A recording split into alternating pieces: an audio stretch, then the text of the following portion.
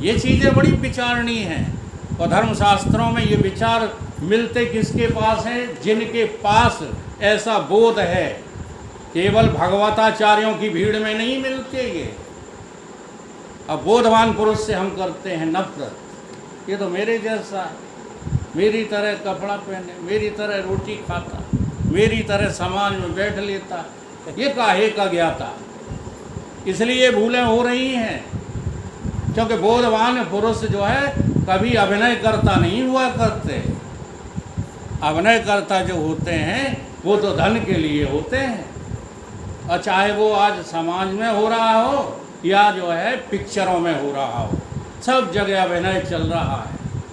और इस अभिनय की शिकार हैं कौन? सच्चे भक्त लोग शिकार हुए, वो उसी को भक्ति समझ रहे हैं, वो उन्हीं के पीछे दौड़ रहे हैं। आगे सुर बागे सुर धामों में क्या रखा है इनमें, परंतु नहीं समझ में आती आपकी। आपको तो कोई थोड़ा सा जो है उल्टी बात दे दे, बस ये दही ले जाओ, शंकर जी पे चढ़ा के दिया है, इसे पिला देना, आपके यहाँ पुत्र हो जाएगा। पागल बन गए। ये पुत्र जो है तुम्हारे पूर्व जो है कृत और कर्मों का परिणाम होगा, शंकर जी देने वाले नहीं हैं। कभी ध्यान में नहीं आती ये बात। तो यहाँ लक्ष्मण जी कह रहे हैं, निज कृत कर्मो भोग सब भ्राता। तो निज कृत क्या है? प्रत्येक जीव का निज कृत क्या है पता है किसी को? वेदांतियों आप लोग बता दो, अगर पता हो तो कोई बात नहीं है। क्यों रन सिंह? अपने आप को भूल जाना। हाँ जी, जब पता है तो बोला करो। आपको अपना ही पता ना होना यही है निज कृत। क्योंकि आप अपने को हाड़ मांस का शरीर मानते हो, आप अपने को आने जाने वाला मानते हो, इस लोक से दूसरे लोक में चले जाएंगे। आप अपने को सोने जगना वाले मानते हो। आपने कभी अपने को जाना कि जिस परमात्मा को तुम ढूंढ रहे हो वो परमात्मा आप स्वयं हैं, कोई दूसरा? ये है निज कृत। अब जब निज कृत हो गया, निज कृत का परिणाम क्या होगा? कि इसका परिणाम होगी माया। और माया जो है संयुक्त रूप से किसको जन्म देगी? कर्मों को जन्म देगी। इसलिए माया के बस में पड़ करके लोग कर्मों में लगे पड़े रहते हैं, पता कुछ रहता नहीं। इसलिए आज लक्ष्मण जी समझा रहे हैं, अपन को समझा रहे हैं। वो तो एक लीला है, निषाद राज को तो माध्यम बना लिया। तो कैसे? कहीं समझो। योग वियोग भोग भल मंदा, हित अनहित मध्यम भ्रम फंदा। ये हमारा तुम्हारा जो मिलना है ये योग है। जैसे राम जी का दशरथ जी का मिलना था वो योग था। वियोग, अभी थोड़ी देर बाद हम सब लोग क्या हो जाएंगे? बिछुड़ जाएंगे। इसका नाम क्या है? वियोग। और भोग, इस बीच में जो प्रवचन श्रवण हो रहा है, वाचन हो रहा है, भोजन अभी होगा, ये सब क्या है? ये भोग है। योग वियोग भोग भल मंदा। अब इनमें से कुछ लोग क्या होंगे? हाँ, भोजन नहीं करेंगे।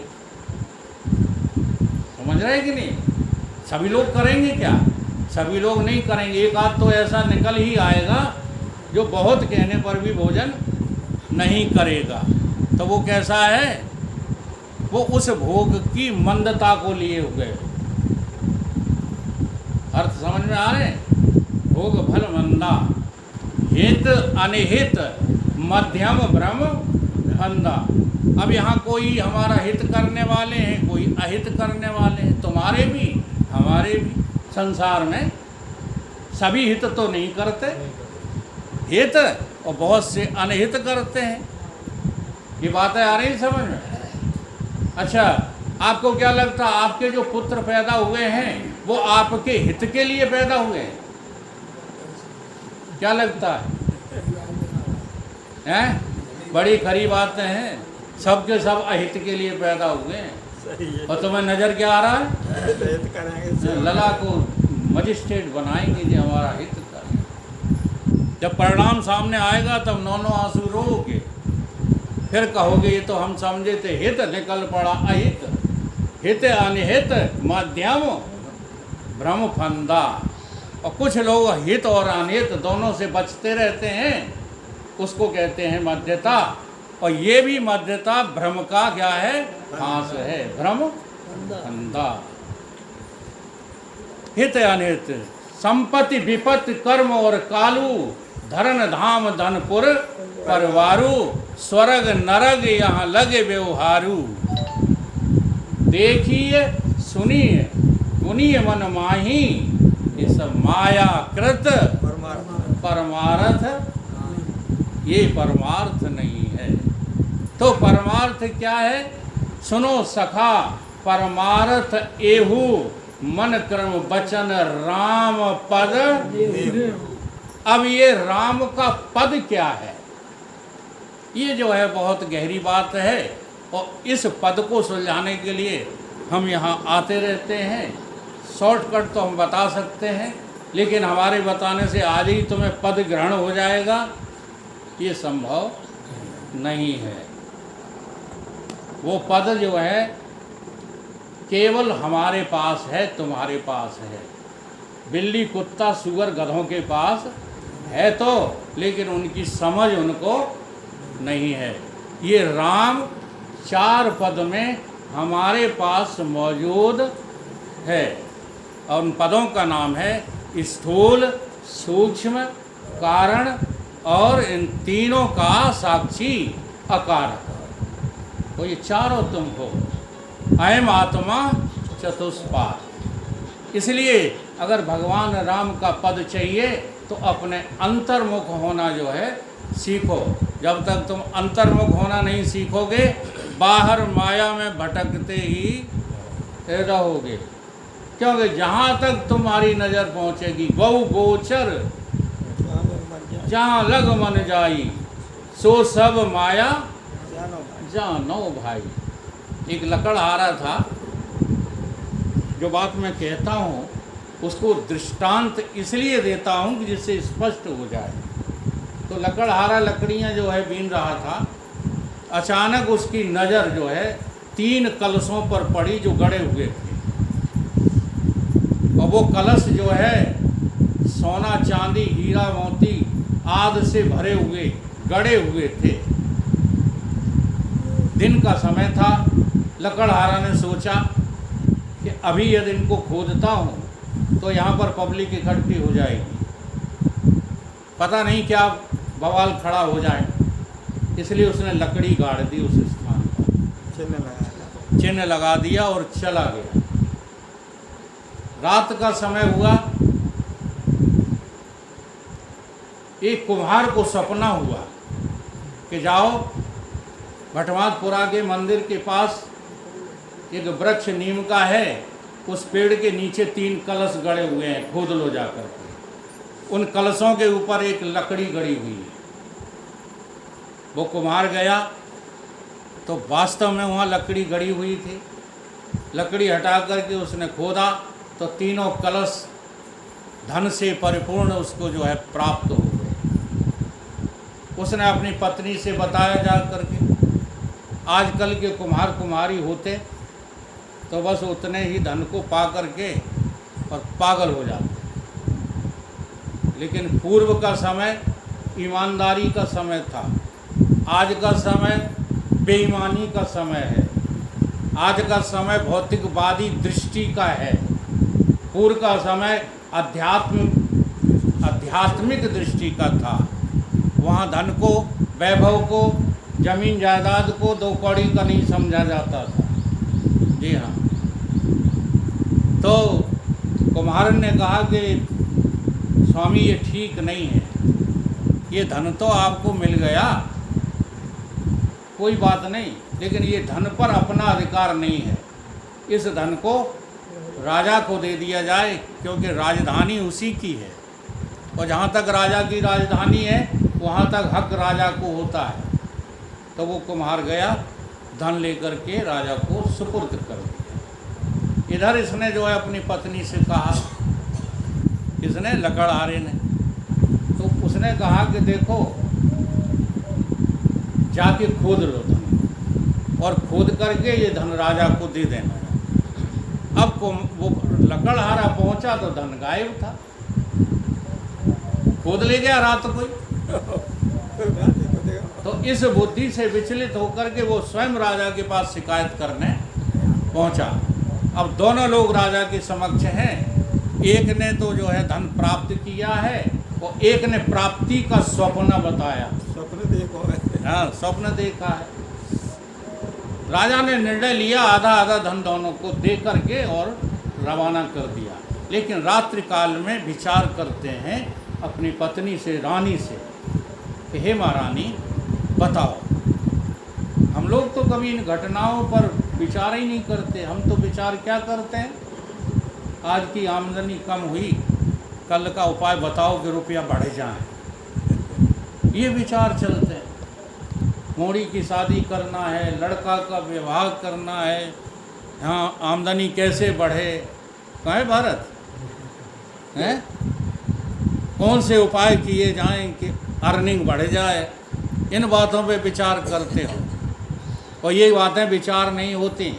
विचार का अर्थ होता है, विचार का अर्थ संसार के विरुद्ध आचरण करो, संसार के विरुद्ध परमात्मा की तरफ चलने का नाम विचार है। संसार में लगे रहने का नाम विचार नहीं है। हम लोग कहते हैं ना बड़े विचारक हैं, काहे के विचारक हैं, कई नेता बन गए हैं, नेता बन गए हैं तो विचारक हैं कि कुविचारक हैं, अफसर बन गए हैं तो कुविचारक हैं कि सुविचारक हैं। हम फैसले ही नहीं कर पाते इन बातों का। तो उसने विचार किया राजा रानी ने, तो वो कहने लगी रानी के, देखो महाराज, चाहे सपने में धन मिला हो या फिर जागृत में मिला हो, ये दोनों एक समान ही हैं। जैसा सपना तैसा ही देखना, इनमें भेद मत करो। बल्कि ये कमज़ोर है, जगत का दिखना कमज़ोर है और सपने का दिखना मजबूत है। अगर आप अनुभव करके देखो तो सपना आपको याद बना रहता है, कुछ तो बना ही रहता। जैसे आखिरी पहर का सपना आपको याद बना रहता है, वो आप जाग करके दिन में बता देते हो कि मैंने अमुक अमुक स्वप्न देखा। लेकिन चुनौती है आपको कि जब आप स्वप्न में चले जाएं तब जागृति की एक बात भी ध्यान करके बता देना। स्वप्न वाले को ही बता देना तो कौन मजबूत हुआ, जागृत मजबूत हुआ। लेकिन ये हम इसलिए बता रहे हैं जिससे जागृत अवस्था से हमारा मोह कम होने लग जाए। नहीं, वास्तविकता तो ये है कि जैसी जागृत अवस्था तैसी ही स्वप्न अवस्था और वैसी ही सुषुप्ति अवस्था। इन तीनों अवस्थाओं में अवस्थी कौन है? श्रुतियों ने इस तरह से समझाया है, हाँ, अशरीरम शरीरेषु अनअवस्थेषु अवस्थितम। इन सारी अवस्थाओं में अवस्थी कौन है? जागृत अवस्था है। जागृत में हम लोग व्यवहार करते हैं और इस व्यवहार को होने वाले को जो कुछ भी होता है उसको जानते भी रहते हैं, नहीं जानते? आज सुबह से लेकर शाम तक आपने जो व्यवहार किया उसको आप ही जानते हो, कोई और जानता है? जानते हो? अब चले जाओ स्वप्न में तो जागृत तो खो गई और स्वप्न की जितने भी व्यवहार हैं वो होने लगे। जागृत का कुछ भी नहीं हो रहा, वहाँ अलग ही एक खिचड़ी पक रही है। उसको कौन जानता है? हम ही जानते हैं। अवस्था बदल रही है और जानने वाला अबदल है। अनुभव करके देखो। अब नींद में चले गए तो सपने की समस्याएं समाप्त, जागृत की समस्याएं समाप्त। अब उस नींद के आनंद को जान कौन रहा है? जानने वाला कौन है? देख लो। अब इन तीनों में से तुम कुछ नहीं निकले, तुम तो निकले इन तीनों के गवाह। इसी को कहते हैं कूटस्थ साक्षी आत्मा। तुम गवाह हो सारी परिस्थितियों के। इन परिस्थितियों से तुम्हारा कुछ लेना देना नहीं है, ये बदलती रहती हैं, तुम कभी बदलते नहीं हो। तो जो बदलती रहती है वो माया है, और जो नहीं बदल रहा है वो मायाधीश है। तो बताओ तुम कौन हो? मायावी हो कि मायाधीश हो? फैसला तुम्हारे हाथ में। ये साधना करो। इस साधना के करने से तुम्हारे अंदर बुद्धि इतनी जो है तीक्ष्ण हो जाएगी कि सारी जगत में तहलका हो जाए। तुम कहोगे कि मेरा तो कभी कुछ बिगड़ता नहीं है। आग लगी आकाश में, झरझर पड़त अंगार, संत ना होते जगत में तो जल जाता संसार। संत बोला इतनी झूठी बातें मत करो। हाँ, संत कभी प्रशंसा स्वीकार नहीं करता। संत ने कहा ये सब झूठी बातें मेरी प्रशंसा के लिए कर रहे हो। तो महाराज क्या हुआ था? ये अभी जो भूचाल आया था तो महात्मा जी कहने लगे, ना आग लगी आकाश में, ना झरझर पड़त अंगार, अपनी अपनी आग में ये जला जात संसार। तुम्हारे हृदय में आग लगी है। काय की आग? वासना की, कामना की, कर्मन की, धर्मन की। इस आग को बुझाओ तो आप ही जो है सर्वत्र मौजूद हैं। आपके अलावा और कोई यदि है तो उसको तुम माया कह सकते। ठीक है? राम तेरी माया जाल बिछाया, राम तेरी माया जाल बिछाया, जब सब जग फिरत भुलाया, जब सब जग फिरत भुलाया। राम तेरी माया जाल बिछाया, राम तेरी माया जाल बिछाया, राम तेरी माया जाल बिछाया, राम तेरी माया जाल बिछाया। कर निवास 9 मास गर्भ में, कर निवास 9 मास गर्भ में, तू भूतल पर आया, भूतल पर आया।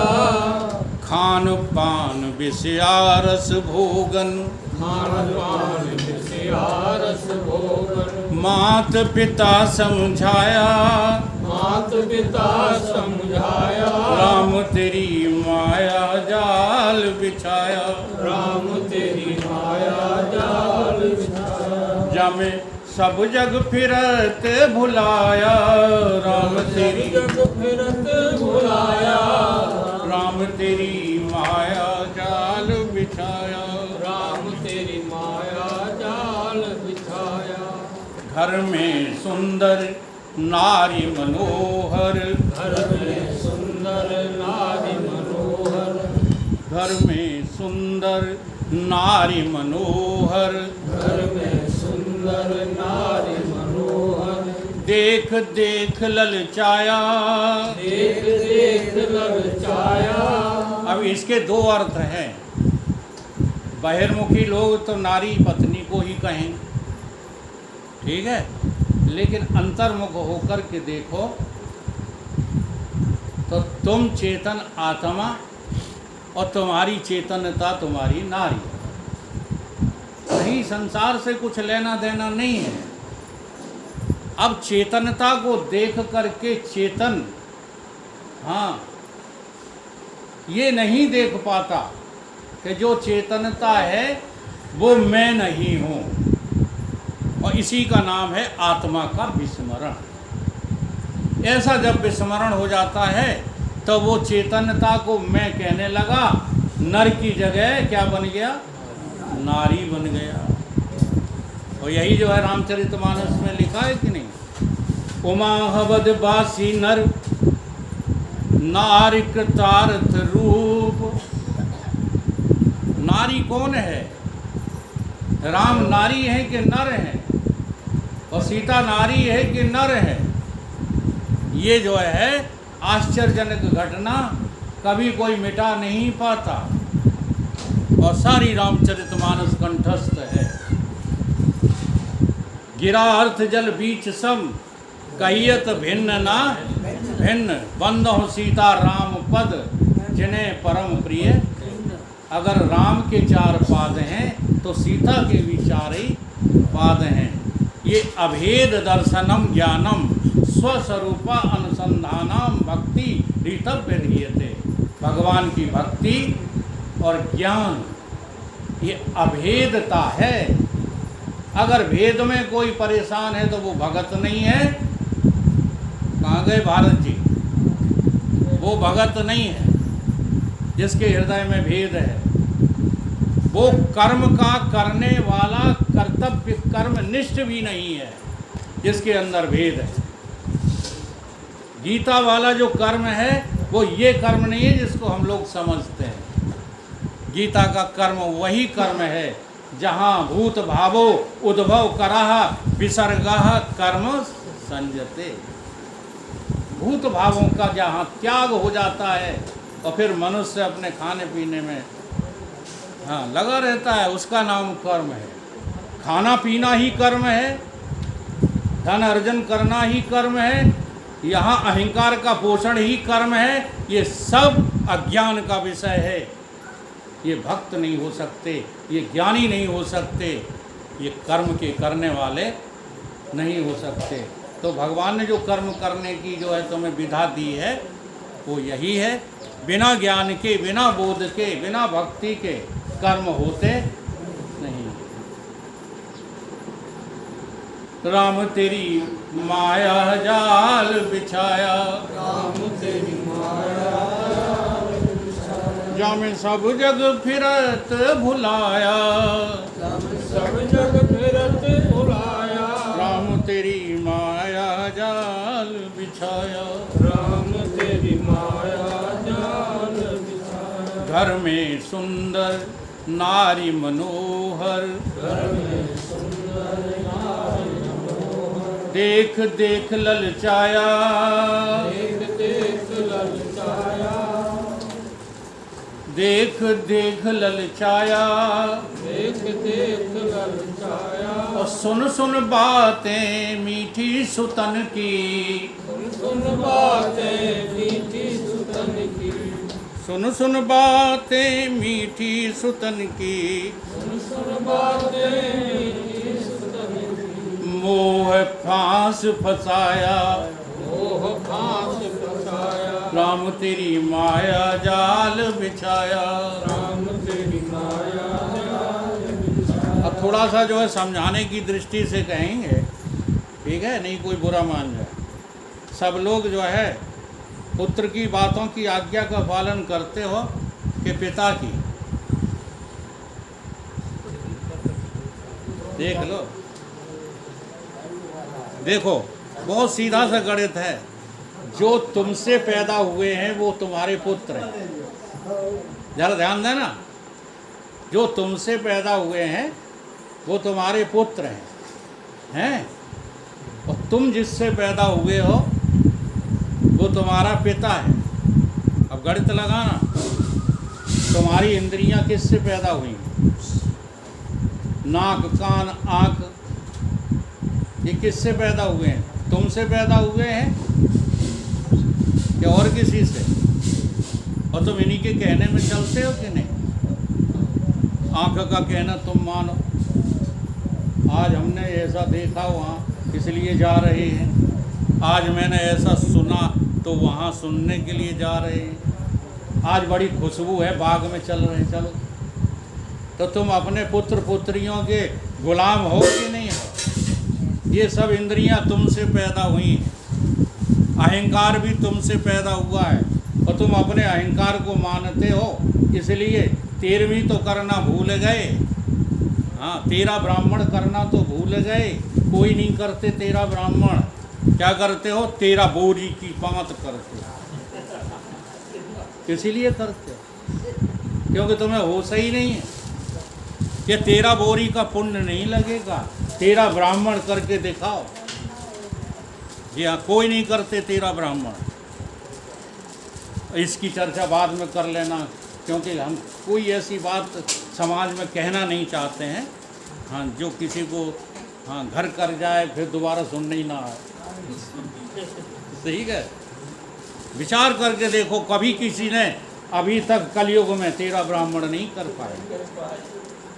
बहुत गहरी बात है ये, जबकि हमारे शास्त्रों का नियम है 13 ब्राह्मणों के भोज का नाम 13वीं है। ये प्रपंच का नाम 13वीं थोड़ी है। तो अब हमारा पिता कौन है? हमसे अहंकार पैदा है, हमसे बुद्धि पैदा है, हमसे इंद्रियां पैदा हैं। तो ये हमारे पुत्र पुत्रियां हुए कि नहीं हुए हैं? तो हम किसके पुत्र हैं? कहाँ लटका है ईश्वर? यही सब गड़बड़ तो करते रहते हैं। रट लिया ना चौपाई, ईश्वर अंश जीव अविनाशी चेतन अमल सहज। अरे भाई, हमारा पिता हमारे भीतर ही हमारा स्वरूप साक्षी आत्मा ब्रह्म है, उसी को हमें पाना है। हम उसके अंश नहीं है। ये गड़बड़बाजी मत किया करो। जो अंश है वो ईश्वर का अंश होगा, क्योंकि ईश्वर भी तो अंश ही है। वो जहाँ अंश और अंशी है, दोनों एक जैसे हैं। उपाधि से हो जीव ईश्वर बने दो, सभी खेल में मेरा आत्मा ही है खिलाड़ी। हरे कृष्ण गोविंद मोहन मुरारी। अपनी आत्मा को पहचानो तो तुम्हें ईश्वर फीश्वर से डर लगना बंद हो जाएगा, काल वाल से डरना छूट जाएगा। तो नहीं तो तुम अलग हो, हाँ, फिर ईश्वर अनेक हैं तुम्हारे।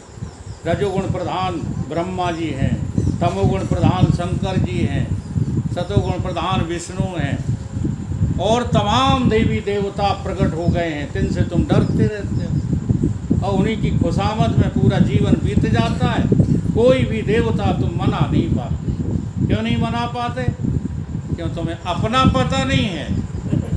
माया ईसन आपको जान कहे सो पता बता कुछ नहीं। तो पता लगाने का नाम है क्या?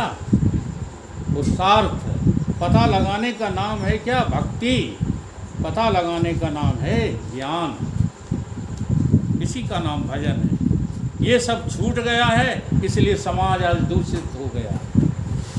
राम तेरी माया जाल बिछाया, राम तेरी माया जाल बिछाया, जामे सब जग फिरत भुलाया, सब जग फिरत भुलाया। राम तेरी माया जाल बिछाया, राम तेरी माया जाल बिछाया। ग्रह का जन्म में निस दिन फिरते, ग्रह का जन्म में निस दिन फिरते, सकलो जन्म बिताया, सकलो जन्म बिताया।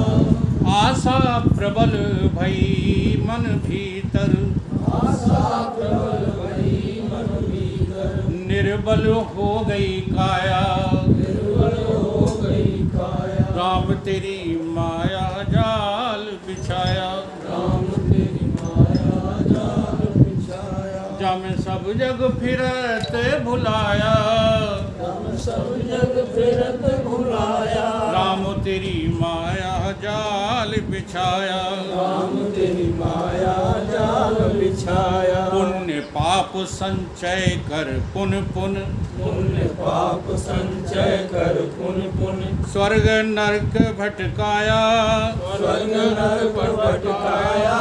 पुण्य पाप संचय कर पुन पुन, पुण्य पाप संचय कर पुन पुन, स्वर्ग नरक भटकाया। स्वर्ग नरक भटकाया। इतना होश कर लो, अभी तुम पुण्य करोगे तो आपको स्वर्ग मिल जाएगा। पक्की बात है। हो गया? ठीक है, थोड़ी सी बात कह दूं। अभी पुण्य करोगे तो स्वर्ग मिल जाएगा, स्वर्ग को भोग करके फिर कहाँ आना पड़ेगा, फिर जो है पाप भोगने के लिए, पाप करने के लिए आना पड़ेगा, तो फिर दुख मिलेगा। और ये चक्र चलता ही रहेगा कब तक, जब तक परमात्मा को पाने की ये विधि तुम सद्गुरुओं से जान नहीं लेते। पुण्य पुण्य स्वर्ग नरक भटकाया, स्वर्ग नरक भटकाया, और ब्रह्मानंद कृपा सतगुरु बिन, ब्रह्मानंद कृपा सतगुरु बिन, ब्रह्मानंद कृपा सतगुरु बिन, ब्रह्मानंद कृपा सतगुरु बिन, कोई न मोक्ष को पाया, कोई न मोक्ष को पाया, तेरी माया जाल बिछाया, राम तेरी माया जाल बिछाया, जब सब जग फिरत भुलाया, जब सब जग फिरत भुलाया, राम तेरी माया जाल बिछाया। राम तेरी माया जाल बिछाया। बोलिए सतगुरुदेव